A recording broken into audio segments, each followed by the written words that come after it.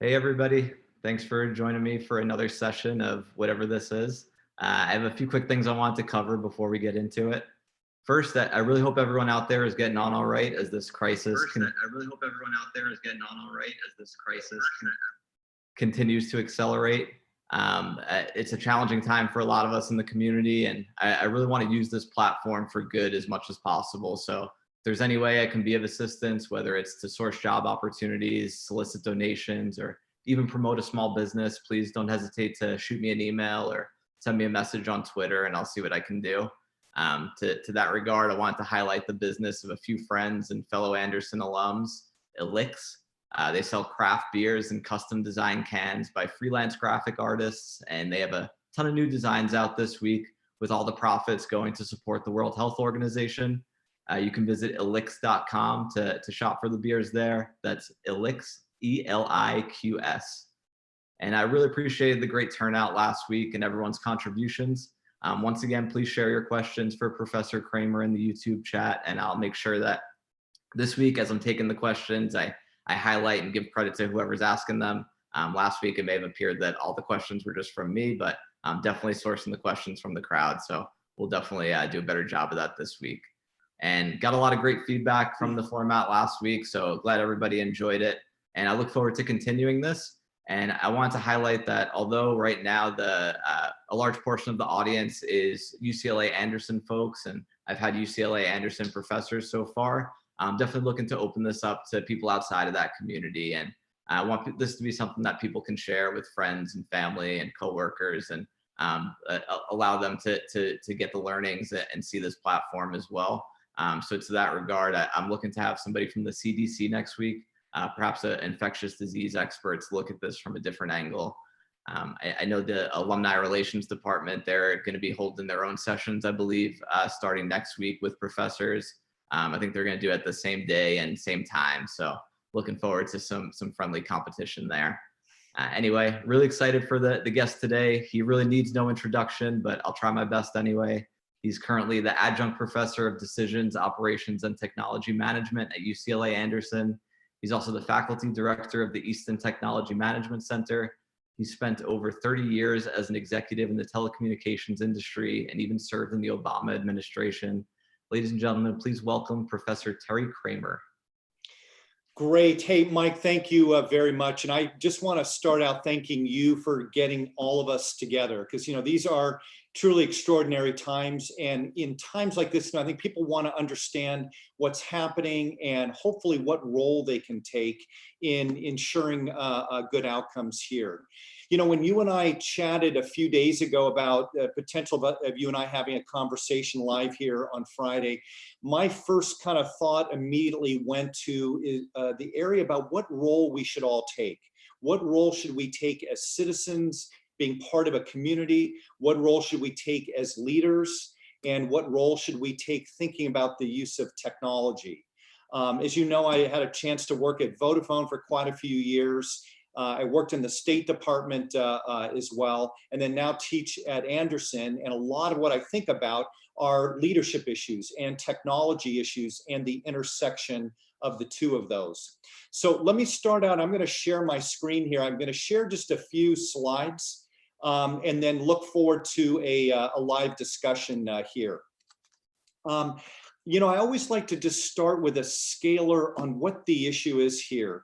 I was just checking this morning, the latest number of people globally that have been affected by the coronavirus is now up to 600,000.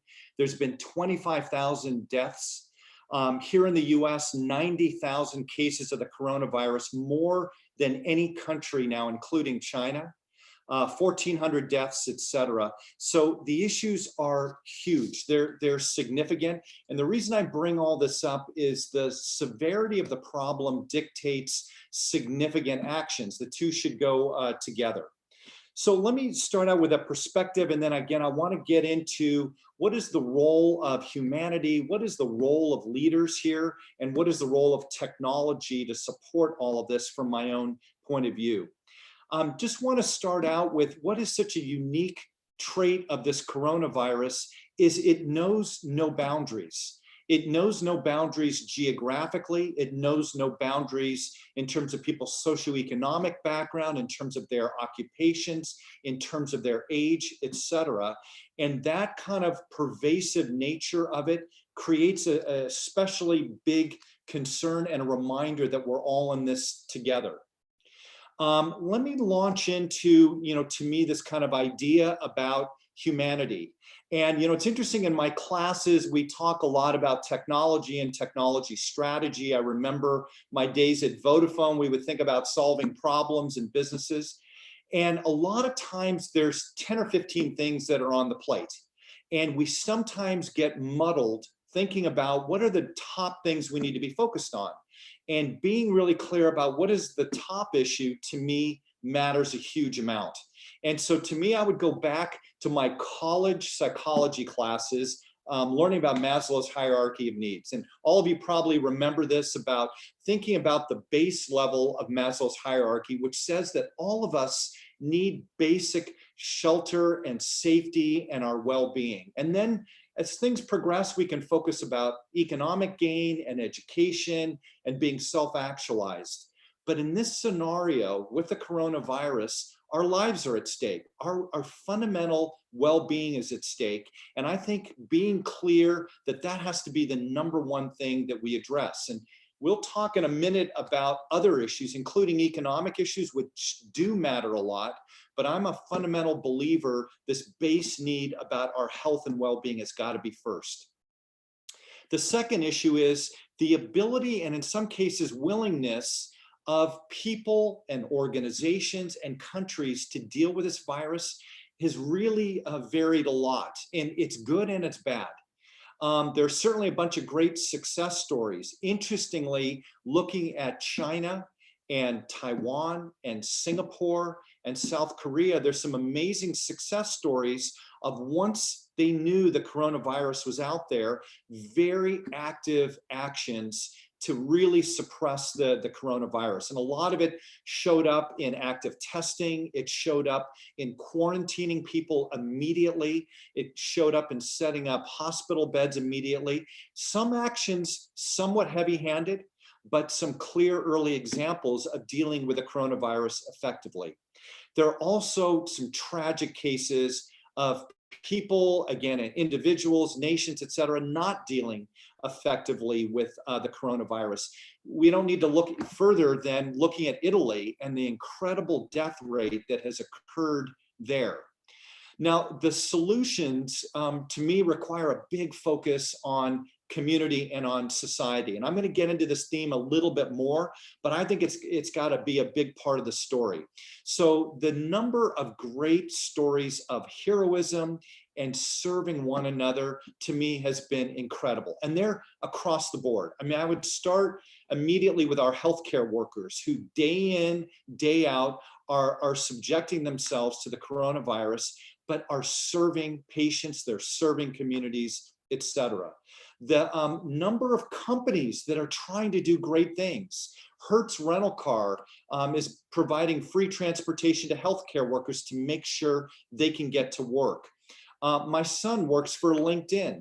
LinkedIn is providing some of their premium services. They're providing some of their services on LinkedIn Learning to people for free, to people that have been affected adversely by the coronavirus, with no interest in profit, in branding, or anything else, but they're serving others. There's lots of retail establishments that are providing free services for public safety officials. So a bunch of great examples. I also have to say that there's been a disheartening level of lack of humanity. And fortunately, it's not the majority, but acts of what I would call selfishness. People that have hoarded products and services. People that have not heeded the warning of public health officials to shelter in place, to ensure social distancing, not just for their own well-being, for the well-being of other people. But those acts of selfishness have been very, very disheartening to me personally. Now, what is the role of leadership here? And again, leadership exists in a variety of forms. Leadership to me is personal leadership. How are we leading ourselves? Leadership is also professional leadership, leading an organization. And then leadership then goes to a macro level, leading on a national basis and leading on a global basis. I think the first thing is we've got to make sure that we can lead ourselves effectively. Can we create an environment at work and at home and with our health that ensures a sustainable environment? And I say to myself, I am going to assume this is going to go on for a while. This could be weeks, months, and we have to make sure that we can operate effectively. I know at work at UCLA, we've shifted all of our instruction now to remote online instruction. And there's a lot of efforts going on to say, how can we still create excellence in what we're doing in a remote environment? At home, that whole idea about having a sustainable model for operating at home. I'm somebody that I like to travel, I like to be with people, and I'm now on day 13 in shelter in place. And it's been tough, but I know there have been certain mechanisms like keeping to a routine every day, making sure I'm creating these kind of approximate experiences or virtual experiences. My family and I last Saturday night created a virtual going out experience. We had a themed dinner at home. We did a happy hour before. We watched a recently released movie that made us feel like we were going to the theater, but we did it to create a sustainability of what we're doing. And then finally on health, the whole important, make sure you take care of your health. Sleep a lot, make sure your immune system is strong. Make sure you still are able to exercise and get a bit of sunlight while maintaining social distancing and shelter in place. But leading personally to me is a really big role here. The next issue is, how do you lead an organization? And this kind of forced me, when I talked to Mike a few days ago, to think about, well, how do we lead? What is good leadership all about? And in turn, what's analogous here? And I'll get into what I think it looks like, in a coronavirus environment, what it looks like in a national environment. But the first thing to me of great leadership here in any form, whether again it's our teams in a business, whether it's a whole business, whether it's a nation, is be clear about the problem. What is exactly the problem, and what does it look like going forward? If you play the chess game, how does that coronavirus play out? And is the problem clear in everybody's minds? Is it health and well-being? Is it economic gain and jobs? Is it something else? But being really clear on it. I would submit in this case, the number one thing has got to be the health issue, even more than the economic issues. And the economic issues are massive, but if we don't have our health and well-being, we've got a much bigger set of problems going forward. The next thing is, do we have an action plan? Is it kind of clear what you want to go do? And is it based on facts and expertise? In this environment, I would suggest the need for expertise from public health officials, from physicians, from all sorts of healthcare workers is absolutely essential. This is not something we can swag, that we can wing it, that we can use our gut to figure out what the problem is. This reminds me of a lot of the technology companies that I work with and we study in my classes. They have to have deep expertise in data and algorithms and understanding relevance of what's going on. And so making sure there's a focus on expertise and data here is key. And then making sure you've got resources on whatever the game plan is, and then communicate, and communicate. Dealing in an environment where we're all virtual actually increases the amount of communication that we should be focused on with our colleagues, with our organizations. Now, if you were to say, hey, Terry, this all sounds well and good, and it all sounds theoretical, give me an example of where you see this happening. I would point to, candidly, the governor of New York, Andrew Cuomo.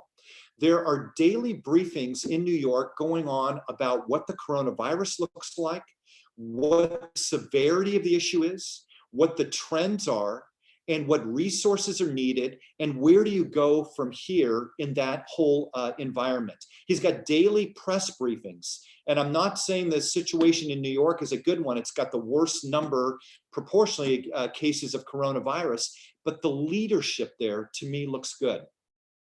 If I were to look closer to home, our dean at UCLA Anderson, Tony Bernardo, we just had a faculty town hall.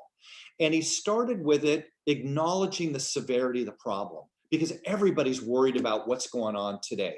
He acknowledged what the challenge is in the environment of our students and our faculty, et cetera. And he said there are two goals that we've got to be focused on. One is excellence in our teaching and our research, notwithstanding that we've gone remote. And the second thing is creating a sense of community. That in this environment where we're remote, we've got to make sure there's a sense of community. It reminded people of the aspiration of the organization that gave people hope of what is to be. Now, the next piece, if you kind of say on leadership, aggregate this and say, what does it look like on a national level? So at a national level on coronavirus, the first issue I'd say is how are we making decisions? And let me say at the outset, my goal here isn't to make political statements good or bad. What I am going to try and do is give you my view about how our national leaders are dealing with the issue today. And the first issue you'd start out with is saying is how are we making decisions? Are we using experts in everything we do? And I'm not fully convinced, to be honest with you. I think we're doing some of it, but I'm not certain it's all being listened to as much as it should. And I think that is a critical issue that we've got to be focused on, just like we'd hold ourselves to account in a business about, do you have the experts, whether it's data scientists or sales executives or finance executives, are we using their advice to make decisions? We need to be doing the same thing on a national level. The second thing is, what is our motivation? I'd like to think our motivation is to save lives and ensure the well-being of our population. I don't know that's always happening. When I hear intimations about we need to get back to work, I completely understand the need to get back to work. But if it comes at the consequence of our well-being, it worries me. It worries me from a leadership standpoint about, is there some other motivation that is being focused on here?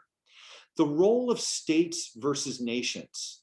So I have come from a school in most cases that in general, there's a scale advantage to things. Companies have an advantage by being bigger, especially in a data-based world, but countries have a scale advantage. They have a greater amount of resource and population to get experts, to share resources, knowing that some people, in this case of the coronavirus, are affected disproportionately compared to others, and to be able to kind of share that resource for people that are in need. And ultimately, from a leadership standpoint, are we looking at best practices of activities? Just like in a company, I remember it at Vodafone, we would always look at what are our markets doing that are really good? What's happening in Germany and Italy that is so good that the rest of the world needs to know about? Same thing goes on in the coronavirus issue. If there are some practices that are being used in China and Taiwan and Korea and South Korea, we should be all over that and say what's relevant to us and how do we go execute against that? So that to me is what good national leadership would look like. I think some of that is happening. I worry not all of it. It's not happening to the degree it needs to. The final piece here on leadership is global leadership. And that's who is taking the global stance here. Now, my own view growing up from a kid and beyond is the US should be a global leader. It should be a thought leader. It should be somebody that shares what good can look like. It should be a nation that helps others. I don't know that we're in that mode right now. I think in the coronavirus, China is taking a lead. They're the ones that have identified practices and starting to help. And I just feel like we should be also sharing some best practices and being a global leader. So now let me transition to technology, which, this is an area that I focus on a lot.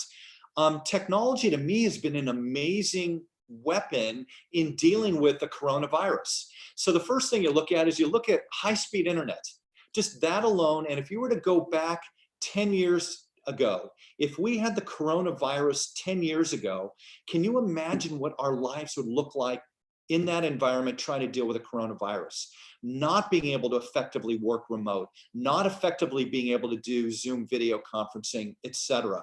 Same issue on a bunch of other technologies. We've had the benefit today of biometrics, of data, the ability to understand who has got the coronavirus by understanding who may have a fever, be able to do rapid testing where it exists, understand where people have been so you can trace where there's been exposure. There's a bunch of things in technology now, primarily that's been taken into effect in China and parts of Asia that has really shown us the use of technology. Another area has been Zoom video conferencing. So all types of video conferencing, whether it's Teams or Zoom or Hangout, et cetera, that's allowed us to approximate that connection with people so that we can have almost as good an experience with people. And then e-commerce, the ability, especially with food, medical supplies, pharmaceuticals, et cetera, has been incredible. And then interestingly, on an entertainment basis, gaming. There's been a massive surge in gaming. We just did a session. I teach a course on technology adoption in Asia, specifically in China. And we interviewed one of the lead equity analysts from CLSA. And she was mentioning that gaming has had a massive spike in Asia as people have had to be quarantined. And it'll be interesting to see if this creates a long-term trend in gaming. The other thing we have today is video streaming. All of the Netflix and HBO streaming and Disney streaming and a variety of other streaming tools that we just didn't have a few years ago. So I think the use of technology has been a good weapon. We need to use it more. And I want to get into a couple of thoughts in a minute about where we may have missed a trick in this area. The final area is just to give a bit of my own hypothesis looking forward.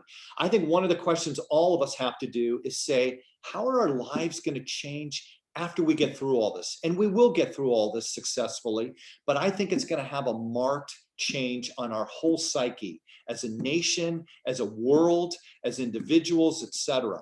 In the technology area, my own view is we're going to see some fundamental discontinuities in adoption of technology. Now, technology has always got a rap, and it's a fair rap against it, that people say there's a lot of hype with technology. And technology will have a huge impact, but it always takes much longer than anybody expects. And that's a fair commentary. It takes longer, but you generally find that technology has a more profound impact. I think in several significant areas, the rate of adoption is going to be much, much faster from here forward.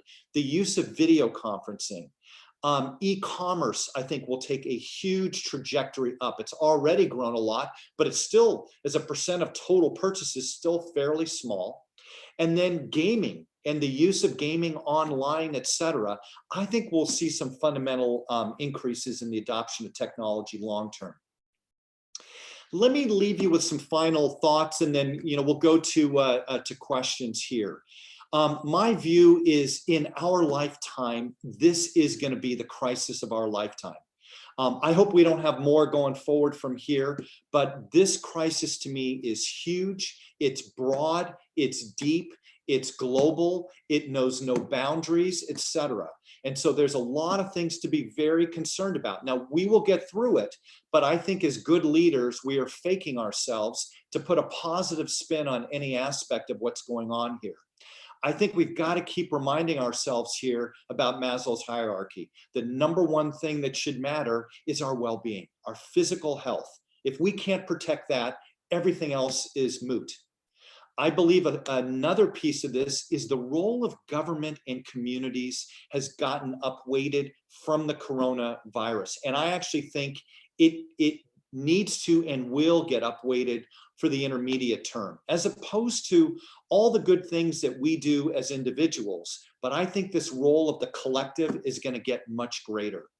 I also think the role of technology has to get better.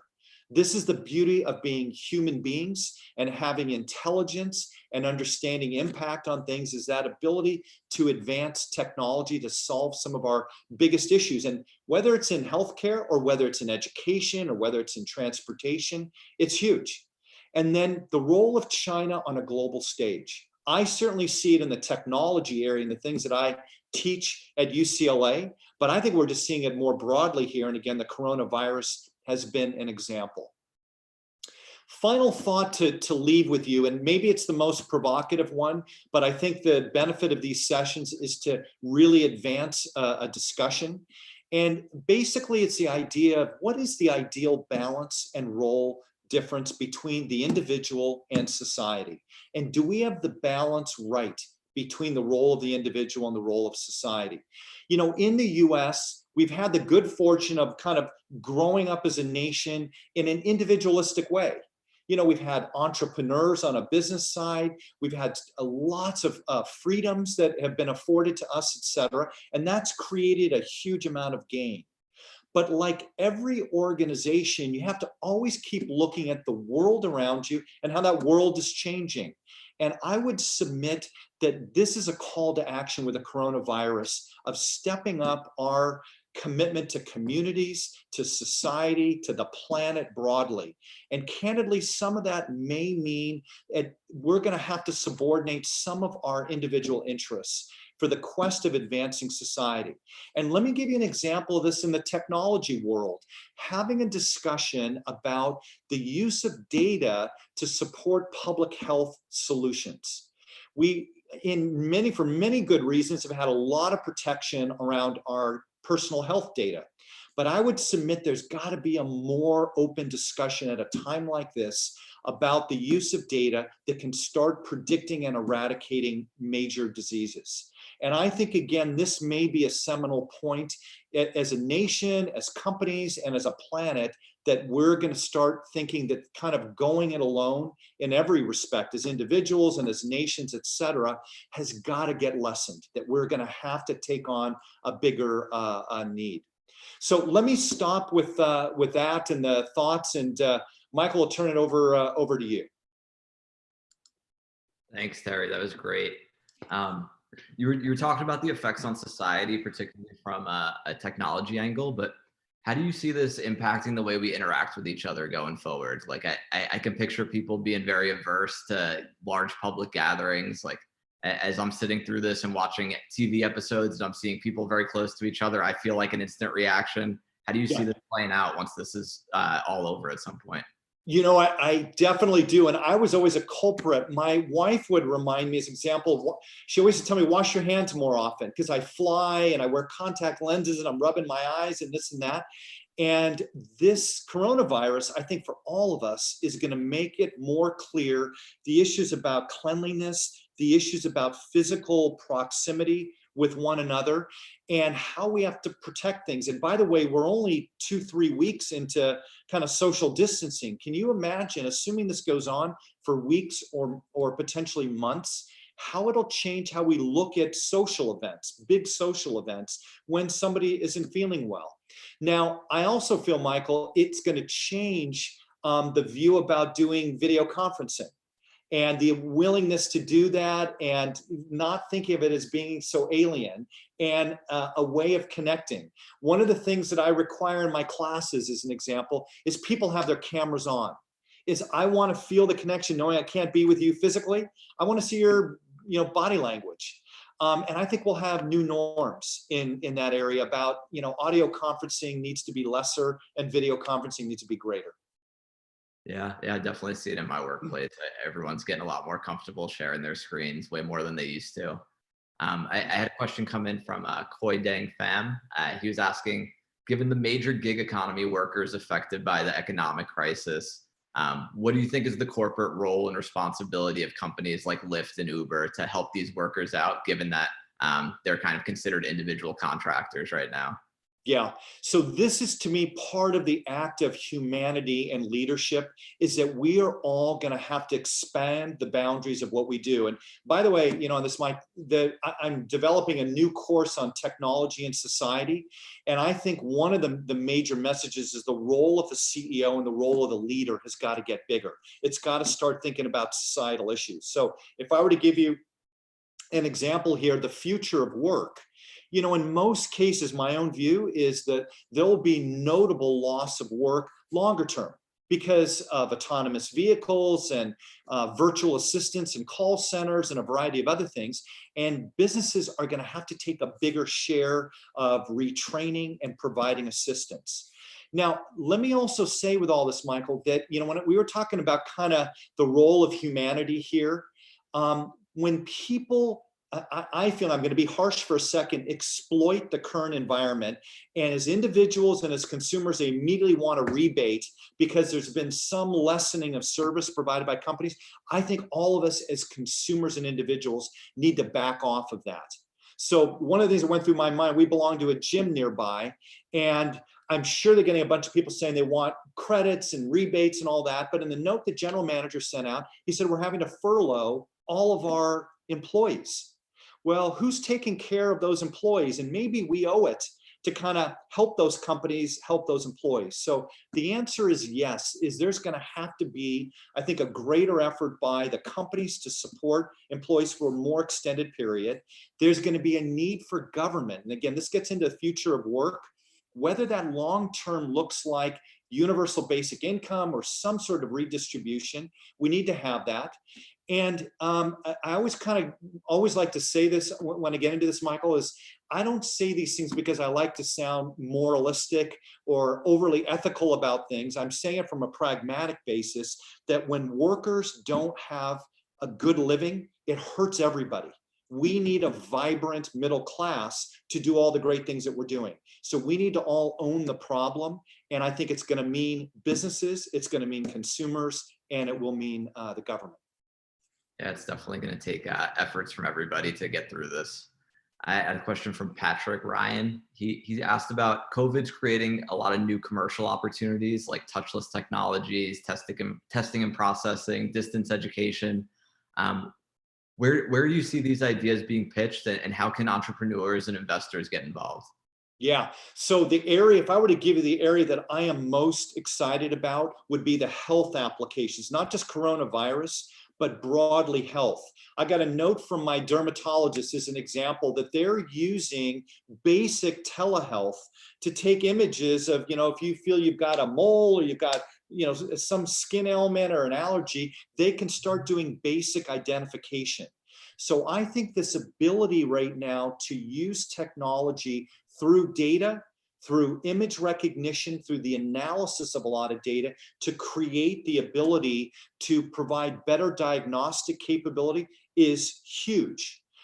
Let me also make a pitch, and Patrick, I know Patrick, he's gonna slug me in the arm when social distancing is over, but the work potentially that Amazon Care is doing, not Google Health, but Amazon Care, the idea that they may set up a vertical supply chain made up of healthcare providers, pharmaceuticals, clinics, et cetera, and then create a marketplace that could match healthcare providers with patients and match them up based on availability of healthcare providers, effectiveness of healthcare providers, cost of healthcare providers, and basically to democratize the availability of healthcare, lower the cost, improve the outcomes, et cetera. So I think, to answer the question, there's a bunch of technology-based solutions in healthcare that are going to be very, very interesting. I think a more controversial one in this environment, now this isn't necessarily coronavirus related, is going to be the merging of ride sharing and autonomous vehicles. Now that gets at the issue about what happens to people that are drivers. But I think when you look at the number of people that lose their lives in accidents, it's 35,000 a year lose their life in the US from human caused accidents. You have a benefit. There's going to have to be some sort of rebalancing for people that are affected employment wise. But I think there's the ability to drive down the cost of transportation and improve safety. And I think that's another area. How do you see this impacting globalization? This was a question from Kari Yu. Do you see a lot of countries focusing on keeping those jobs inside the country and not relying on other countries for supply chain, as we've seen some issues arise? Yeah, so the very short term, it will exacerbate, I think, the go it alone mentality. I mean, down to the individual level, you talk about people hoarding things.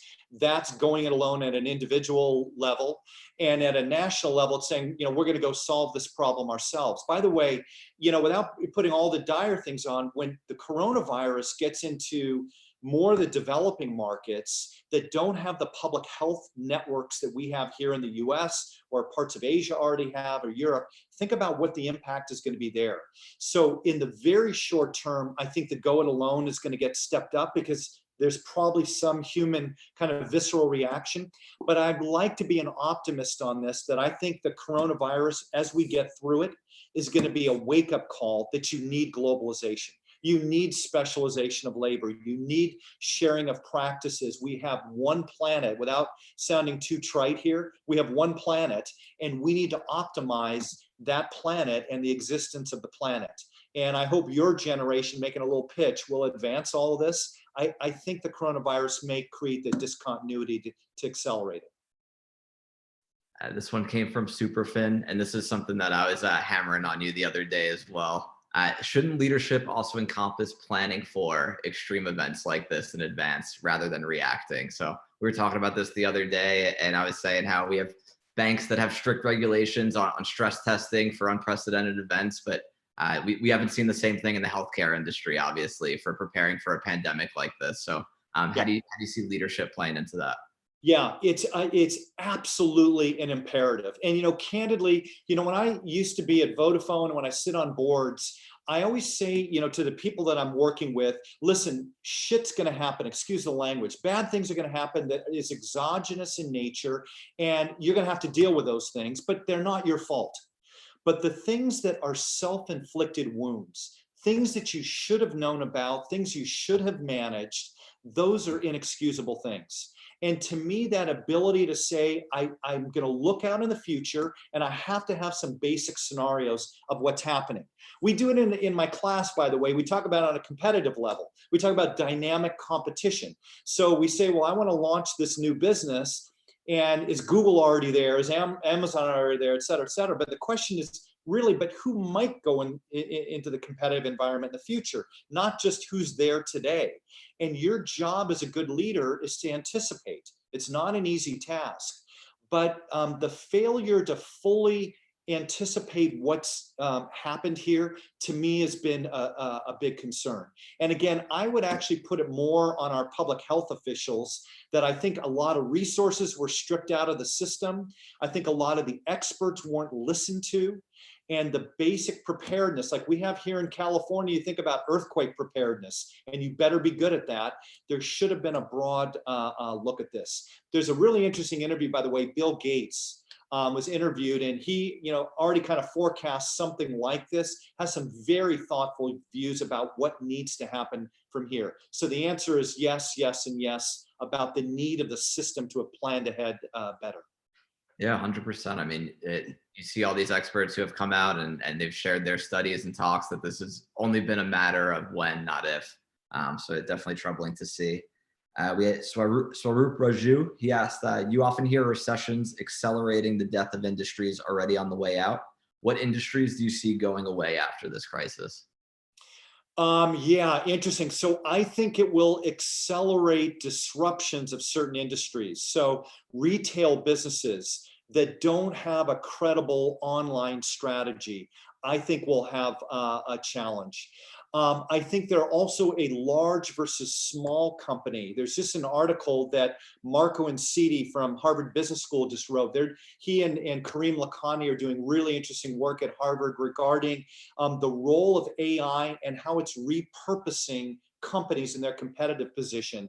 And part of his message in his article today was to the effect that small companies are probably disproportionately going to get disadvantaged, that don't have the ability to do a digital strategy, a data strategy. They may not have the access to financial resources. I think those are going to be difficult pieces. Another area, movie theaters. I'm giving you, this is all speculation, but if we really kind of now experience the beauty of digital streaming and gaming and a bunch of other in-home entertainment solutions, the question is, are people going to need to go to theaters as much? And I think there'll be a shift away from that. So in general, the businesses that already were being disrupted, I think are going to get accelerated in many, many areas. and then I think smaller companies. I worry about them in an environment.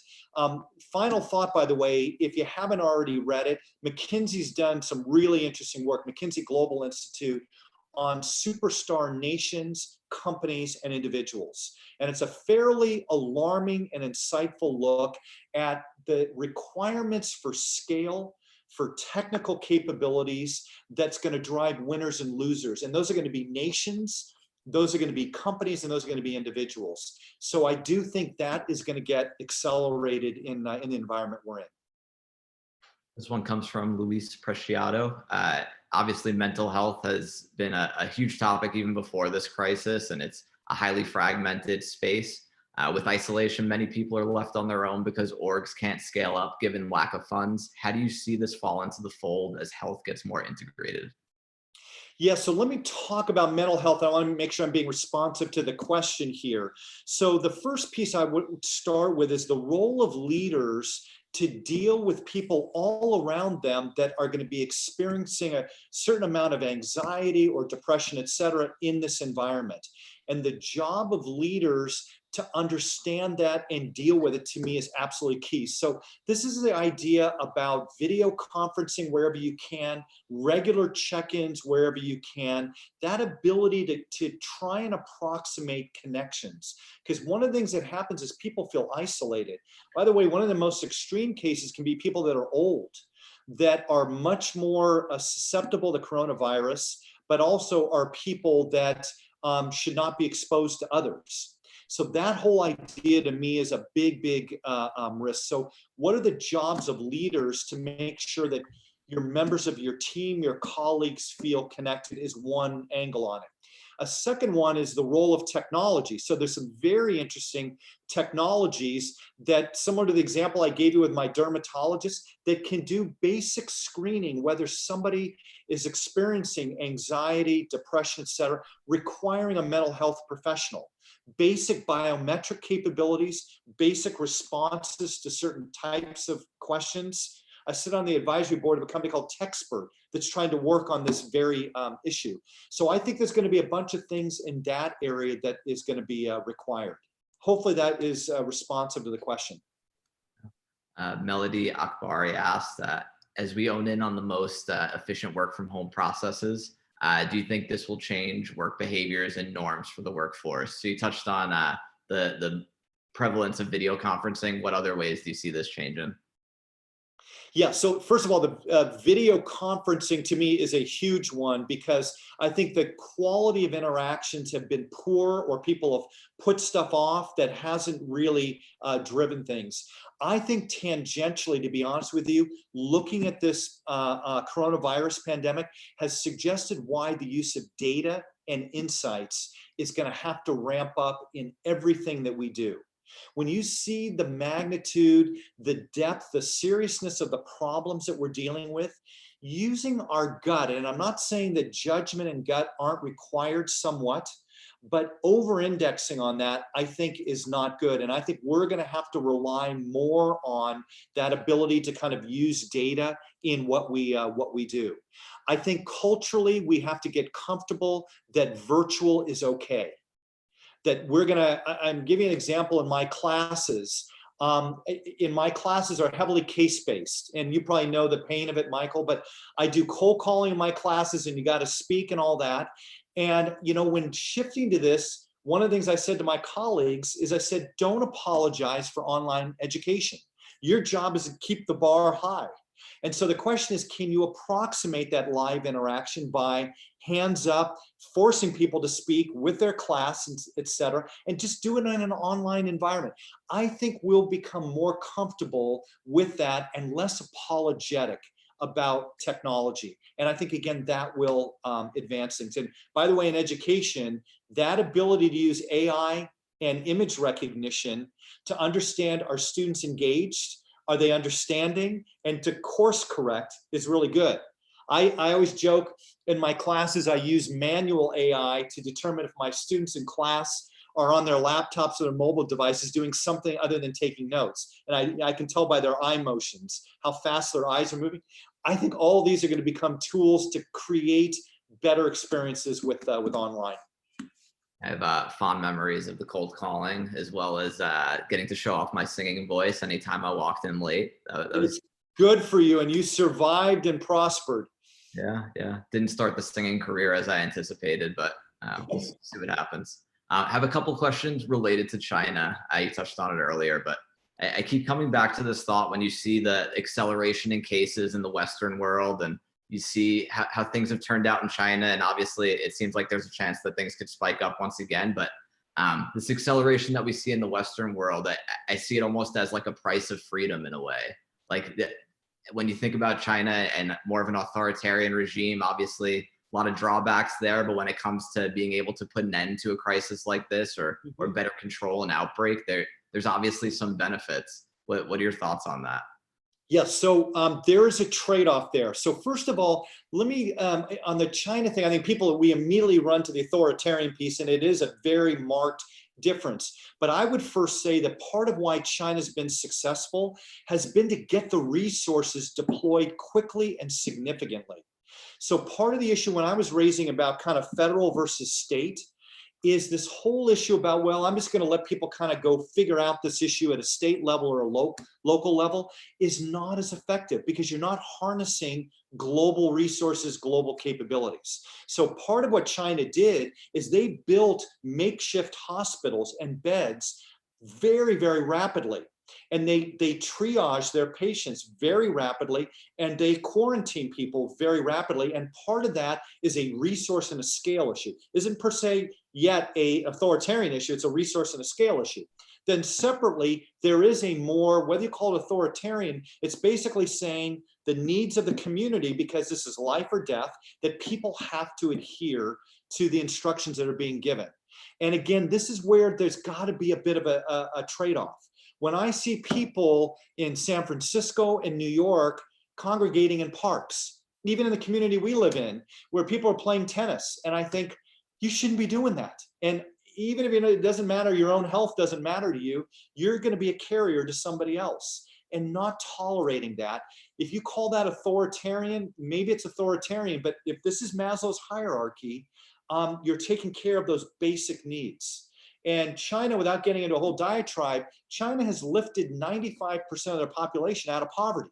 And some of the actions have required very decisive activities, but they've also had immense success. So what is my point on all this? I'm not advocating China's complete political and economic environment. That's not my message. My message is to look at the trade-offs and just say, have we balanced all of it right? And in the health-related area, have we gotten too distributed, too individualistic, and meanwhile, people are dying.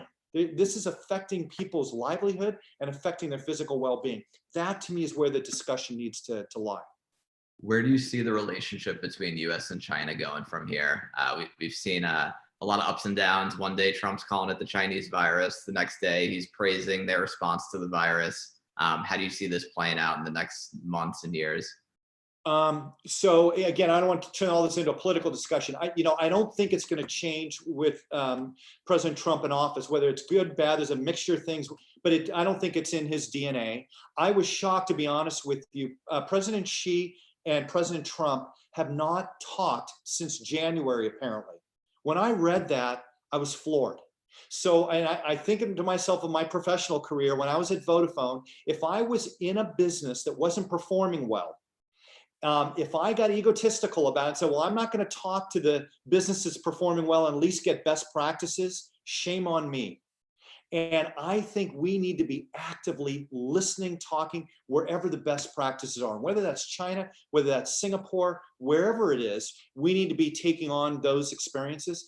I don't see it happening right now. I'm not seeing any leading indicators of that happening. What needs to happen is we need to listen to others. We need to not do the go it alone piece. And again, forget the politics. Just ask yourself what's going to drive success here. That's what we're all measuring ourselves on as leaders. And I would submit is it's not likely to happen. And I worry we're not going to be as effective as we need to in addressing this with the mode of operation.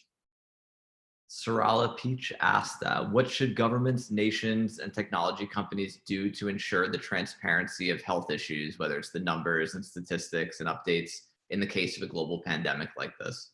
Yeah, so reporting, and Saral, great questions. The reporting of number of cases, and there's got to be transparency or third-party reporting that people can trust and validate. I always look, when I look at the number of cases on CNN, it's Johns Hopkins that's always reporting. I say, well, it's a great institution. I buy it. I believe the numbers. There's got to be reporting on number of cases, on number of deaths, on all of the leading indicators, number of hospital beds, the ventilators, all the things that we would say would be leading indicators or lag indicators in a business sense.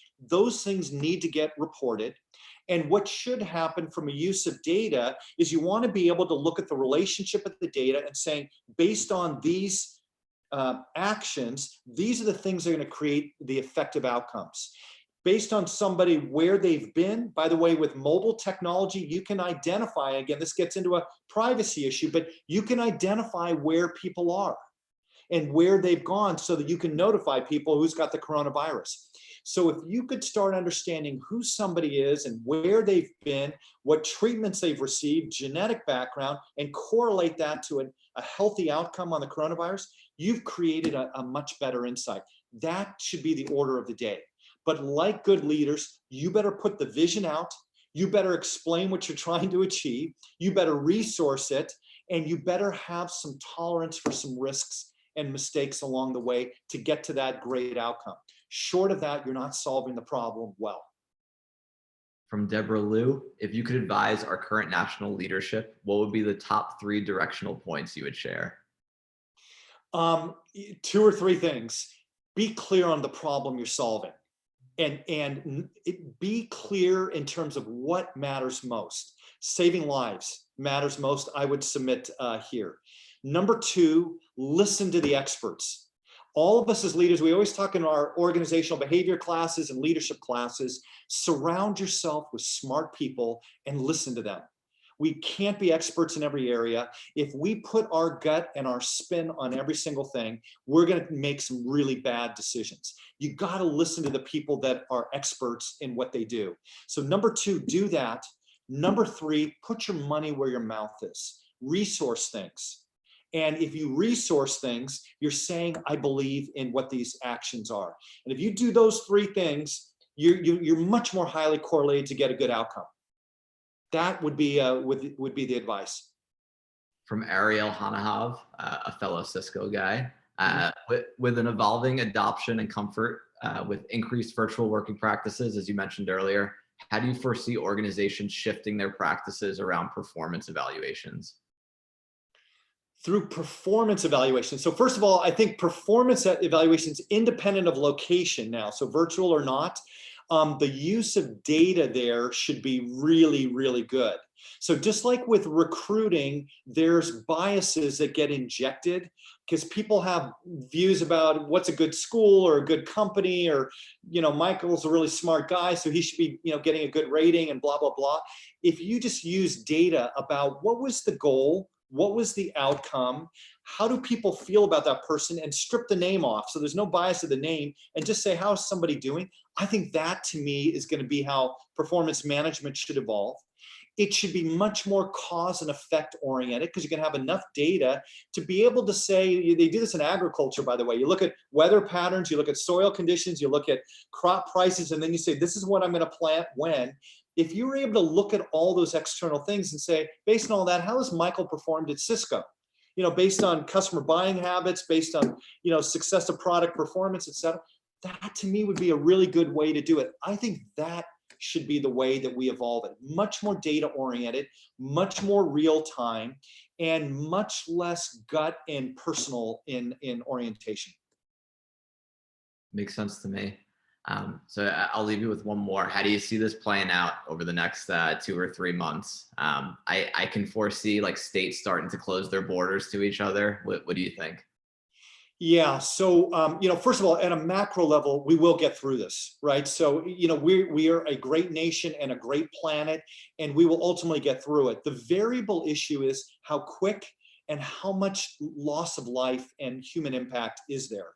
So, let me phrase it that if we are able to take more disciplined, sustained decisions now, which means don't jump the gun on all of our desires to try and get back to work and get back to normal. So we all want to do that. There's no question.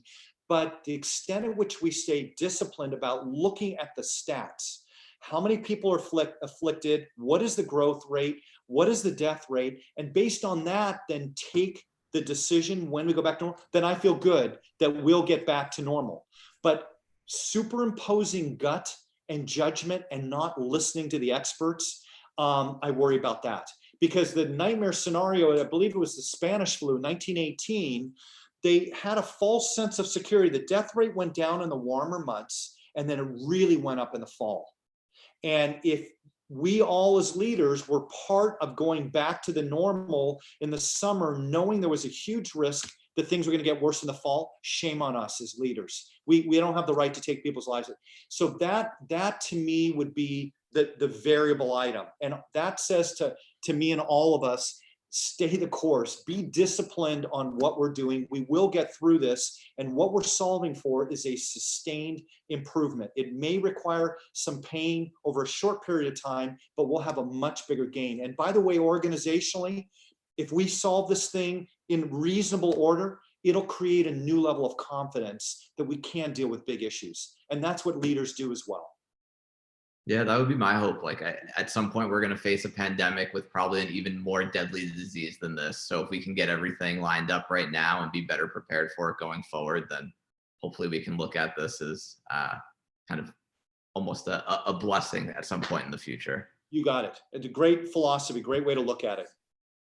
Awesome. Well, I really appreciate your time. It's been great chatting with you. I really always enjoy hearing your thoughts. Thanks everybody for contributing their questions and taking the time to listen as well.